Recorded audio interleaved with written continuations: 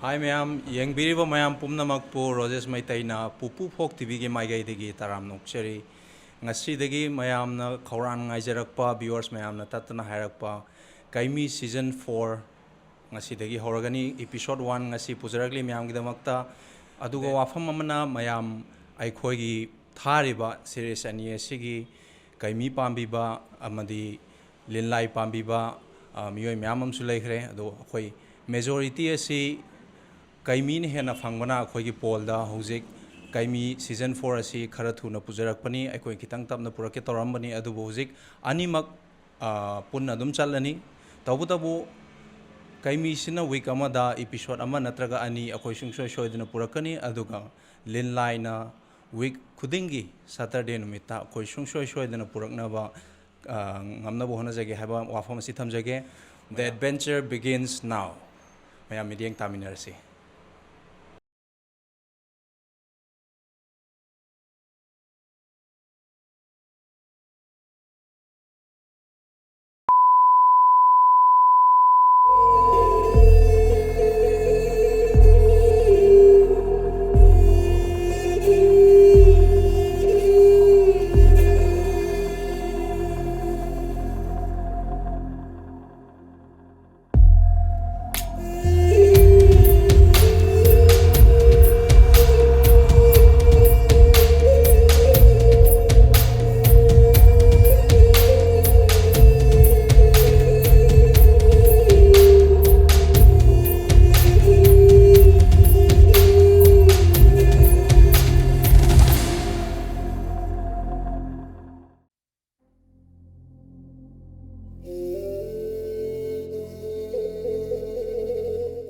KEIMI, nahak na aibu, matam kuirabagi tungda ningsinglakpadi, nahaki kari awatpa leire, aingonda hayo. Hey ipa lining thau soraren, nacha KEIMI na ipa ibungogi maphamdagi, ahenba karisu pamjadre, nacha KEIMI gi punsidi, taibang malem masida, awa ana taraba, tuhat piraba kaya amagidamak, kathok chakre. Nacha KEIMI da sinabigadaba ithaudang ado sinabiro. KEIMI, haujikti, aina nangonda, sinagadaba thaudang haiba amamuk leitre. Nahaki na thaudang haibabu, malem masida koina satuna, awa na taraba kayagi, mateng pangluro.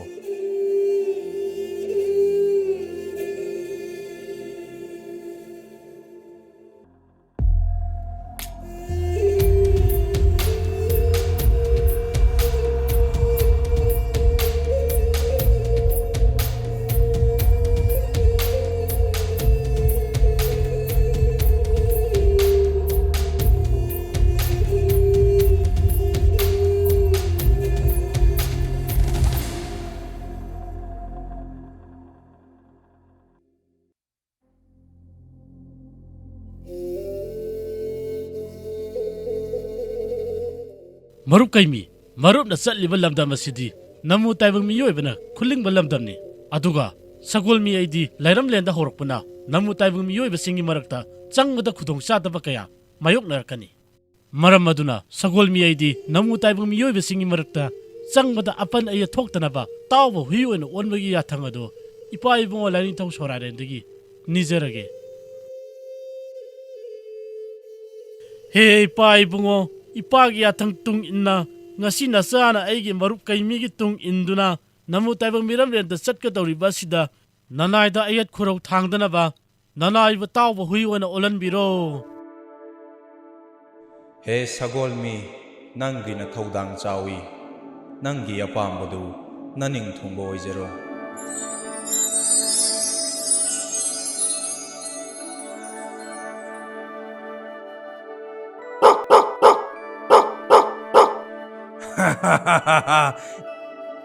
Itaw sagolmi, nang tawba hui amuk olabako. Itaw KEIMI, aina hujik tawba huiwana olabasu aidi nakhoigi sagolmi adum oiraga leigani. Tajo, sagolmina on bahuise, nuksidra yengo. Hoy pathoiba, sagolmina on bahuise, yamna nuksiye. Ha ha ha ha ha. Ima!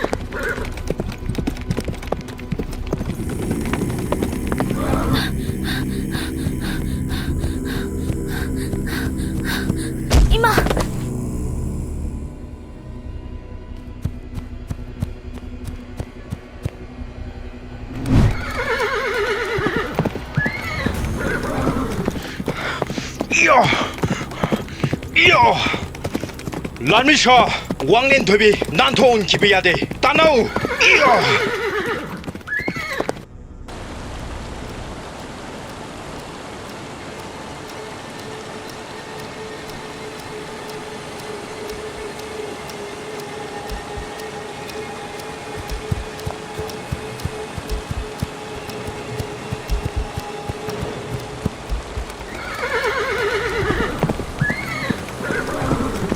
He Jinglen Sana Haiba, Mitibong Mitamba, Longnam na Haraba, Nangin Nam Tak Langda, Wanglen Tobi, Aina to Hodaba, I say, Kaya the Live of Puribano. Aigi Ipaning To Wanglen Hanbagi Tozana, Hinglakpa, Lani Konga Oiduna Layram Banangu, Ipaning Tona Tozan Biraga, Nangbalani Singi, Luchin Purel, Pamtol Hakibadu, Nangaurabra, Minai Oina Napunsi Adu, Lenga Badagi, Aigi Ipaning Tona, Nangukan Bikibani. Isana yaninda ipaning thogi yathang induna nanga nusi mari thamkhiba Wanglen Tobi aise isana isa bawjikta tukachaba phawre atuk tukachaba longnam tawba nangi asengma naram chadado aina hana khanglamlabadi nangbo ipaning thogi mitwangda lurel kapamgadabani Wanglen Tobi, Adu Hakna Supangano, Hojik Sumatam Lady, Iningto Wangbrain the Changjo, Mahaki Apamba, Nang the Pangtok Labadi, Aina Nangbu, Aigi Taloi Oina, Loksinge. Jinglen Sana, Aigi Ipabu Lautuna Duna Hatkiba, Wangbrain Mangwanda, Aina Kaidong the Sangeroi, Aduga, Nangumba, Lamhui Amaga, Punsile Punsim Gadabagi Sarupti, a Wang but Jingdol Asidagi, Lokhatam the Jong Taduna. Tawai asi thakibana saruk chang me hena phai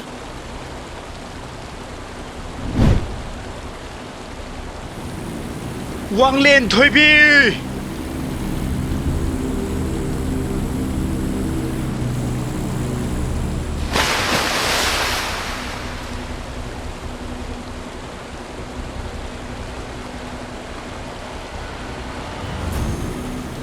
Angamba, Wanglen Tobi, Hojikti Siramlabani. Asuk Wangkraba Singdol Sidagi, Lokhatam na Takrabanina, Hingduna Layram Bahibasi, Oitoktabani. Apang Banupi, Nangi Sija Kibada, Matik Charbini, Tui.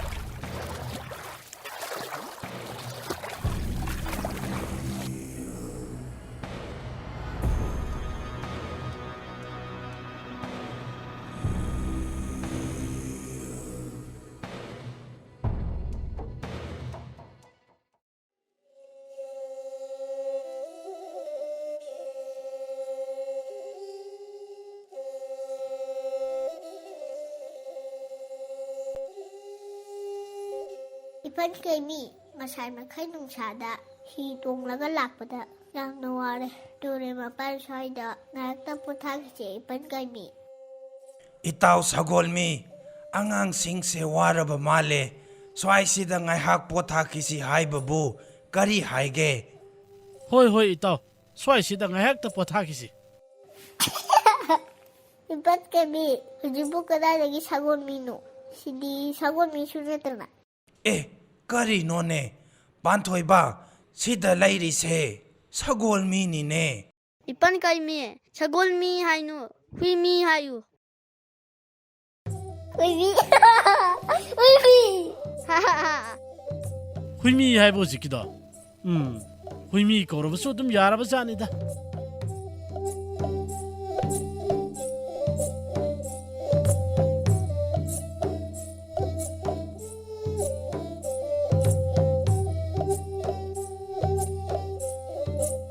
Tacho, tu, asidagi ising che, amuta thakichi.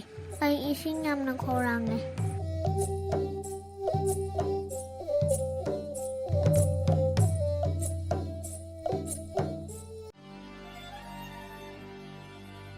Pantoy ba? Tu, asita no PM matawag da raise. Yung tu. Ish! Asidi ka na o siya no, Tacho. Ay sulhan de pantoy ba? Tacho, ako ipan kami na hire sila o.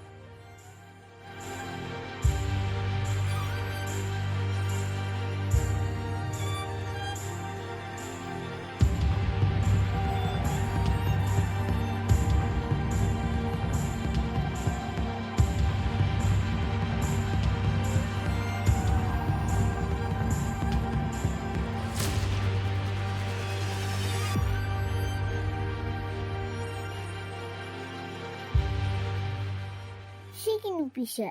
Kaya di gila dyan o kangre. Tacho, ngangi maong siya ay diyang nanungay tida. นุปีสิอิจำจำบันนุปีดีมันเดนิ่งทวีมาสานิปีกุมบะโอยรำดงมาเลย Oy ramoy he. Nga pa ba lakpada ising da tasan bu oyong gani. Kaya no he tacho. Mana siya iba mamayang ba pero mayang siya udro. Nga pa minupi na bu. Sumana siya bro. Nang nahanway. Ako imana hingi nga da. Siya pa pero do uhudro.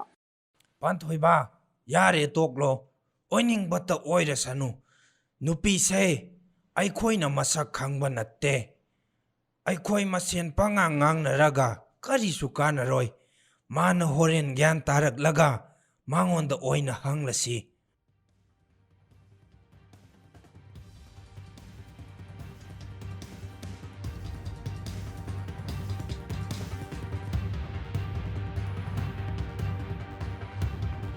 Pantoy ba? Anabo no pise. Hawgalaga jin kre. Lao, tano ruse. Hoy tacho, lao.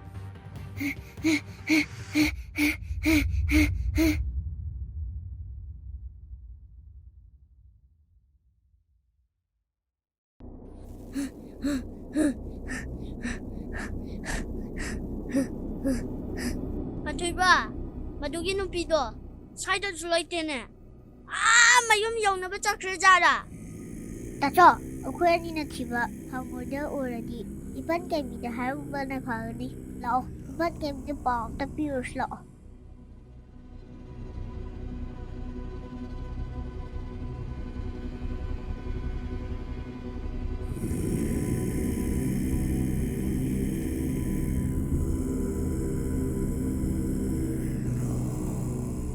Ipan kami, asay patatar manupido. Hawalaga siyegre. ฮะกะรีหายบ้านุปีดูเจียนเครหายบ้า Pantoy baga koy anina. Hiro bani. Hangdre ipan KEIMI. อีเต้าลาโอนุปีดูอมุกตะทีรุสิฮะ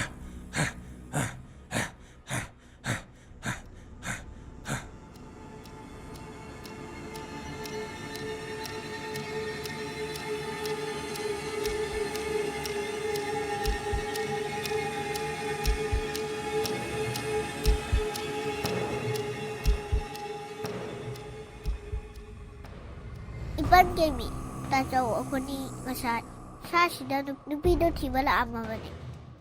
ปานถอยบ้านังนุปีดูนะเฮกเจียนขี้บากะไอ้งอนตะหายรักปะยาดะบรอ Hay! Ya! อ่าอ่า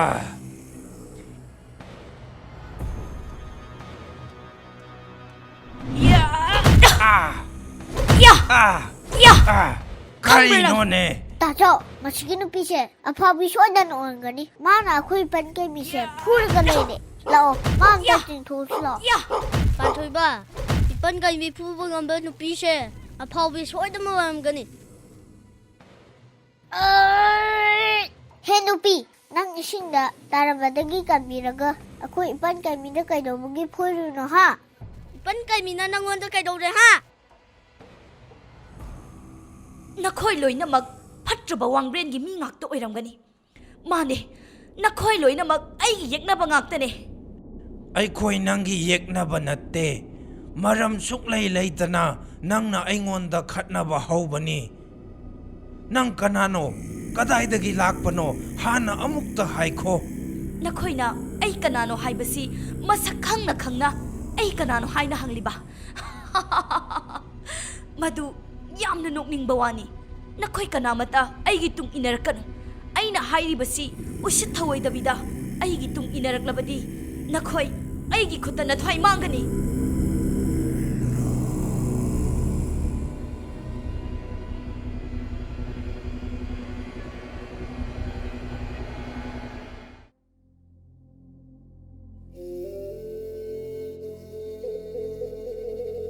ꯏꯇꯥꯎ ꯃꯗꯨꯒꯤ ꯅꯨꯄꯤꯗꯣ ꯃꯑꯣꯡ ꯑꯃꯅꯤꯗ ꯏꯇꯥꯎꯅ ꯃꯉꯣꯟꯗ ꯀꯔꯤꯁꯨ ꯍꯥꯏꯔꯨꯕ ꯅꯠꯇꯦ ꯍꯦꯛꯇ ꯆꯣꯡꯁꯤꯜꯂꯒ ꯏꯇꯥꯎꯗ ꯐꯨꯏꯅꯦ ꯏꯇꯥꯎ ꯁꯥꯎꯈꯤꯅꯨ ꯃꯉꯣꯟꯗ ꯁꯤꯡꯅꯕ ꯃꯤ ꯈꯔ ꯁꯣꯏꯗꯅ ꯂꯩꯔꯝꯒꯅꯤ ꯑꯗꯨꯅꯅꯤ ꯃꯥꯅ ꯌꯥꯝꯅ ꯁꯥꯎꯔꯤꯗꯣ 이번 게임이 수원다 투나라오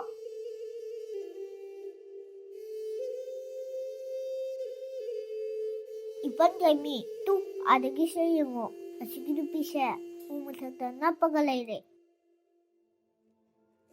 ꯅꯪꯕꯨ ꯀꯅꯥꯅꯣ ꯀꯗꯥꯏꯗꯒꯤ ꯂꯥꯛꯄꯅꯣ ꯑꯃꯨꯛꯇ ꯇꯞꯊꯔꯒ ꯏꯪꯅ ꯆꯤꯛꯅ ꯋꯥꯔꯤ ꯑꯃꯨꯛꯇ ꯁꯥꯁꯤ ꯎꯊꯛꯇꯒꯤ ꯑꯃꯨꯛꯇ ꯀꯨꯝꯊꯕꯤꯔꯛꯑꯣ ꯅꯁꯛꯁꯨ ꯈꯪꯗꯕ ꯅꯈꯣꯏꯗ ꯑꯩꯅ ꯑꯩꯒꯤ ꯏꯃꯤꯡ ꯀꯔꯤ ꯃꯔꯝꯒꯤ ꯍꯥꯏꯒꯗꯧꯔꯤꯕꯅꯣ ꯅꯈꯣꯏ ꯑꯩꯒꯤ ꯏꯇꯨꯡ ꯏꯟꯅꯔꯛꯂꯤꯕ ꯀꯩꯒꯤꯅꯣ ꯍꯣ ꯅꯨꯄꯤ ꯅꯪꯕꯨ ꯀꯟꯕꯤꯒꯦ ꯍꯥꯏꯔꯒ ꯑꯩꯈꯣꯏꯗ ꯎꯔꯁꯜꯂꯒ ꯁꯥꯎꯏꯅꯦ ꯅꯪꯅ ꯑꯩꯈꯣꯏꯗ ꯍꯟꯖꯤꯟ ꯍꯟꯖꯤꯟ ꯈꯠꯅꯕ ꯍꯧꯔꯤꯗꯣ ꯀꯩꯒꯤꯅꯣ ꯍꯥ ꯍꯦ ꯑꯉꯥꯡ ꯃꯆꯥ ꯑꯩ ꯅꯈꯣꯏꯒꯤ ꯃꯇꯦꯡ ꯄꯥꯝꯗꯦ ꯅꯊꯧ ꯅꯠꯇꯅ ꯅꯊꯧ ꯁꯥꯔꯛꯀꯅꯨ ꯑꯩꯒꯤ ꯇꯨꯡ ꯏꯟꯅꯔꯛꯀꯅꯨ ꯆꯠꯄꯤꯈ꯭ꯔꯣ ꯆꯠꯂꯣ ꯄꯥꯟꯊꯣꯏꯕ ꯑꯁꯤꯒꯤ ꯅꯨꯄꯤꯁꯤꯒ ꯑꯣꯟꯖꯅꯧꯅꯣ ꯂꯥꯛꯑꯣ ꯆꯠꯁꯦ ꯑꯁꯤꯒꯤ ꯅꯨꯄꯤꯁꯦ ꯃꯑꯣꯡ ꯑꯃꯅꯤꯗ ꯏꯇꯥꯎ ꯃꯍꯥꯛꯁꯦ ꯌꯥꯝꯅ ꯁꯥꯊꯤꯔꯝꯗꯧ ꯃꯥꯜꯂꯤ ꯃꯥꯅ ꯄꯥꯝꯕꯗꯣ ꯑꯗꯨꯝ ꯇꯧꯖꯔꯁꯅꯨ ꯏꯇꯥꯎ ꯄꯥꯟꯊꯣꯏꯕ ꯏꯁꯤꯡ ꯆꯥꯎꯕ ꯂꯥꯛꯑꯣ ꯂꯥꯛꯑꯣ ꯑꯩꯈꯣꯏ ꯆꯠꯂꯁꯤ ꯃꯍꯥꯛ ꯃꯊꯟꯇ ꯂꯩꯕ ꯄꯥꯝꯂꯝꯒꯅꯤ ꯃꯉꯣꯟꯗ ꯑꯩꯈꯣꯏ ꯑꯃꯨꯛ ꯍꯟꯅ ꯑꯌꯦꯠꯄ ꯄꯤꯔꯔꯣꯏꯁꯤ ꯆꯠꯂꯁꯤ ꯂꯥꯛꯑꯣ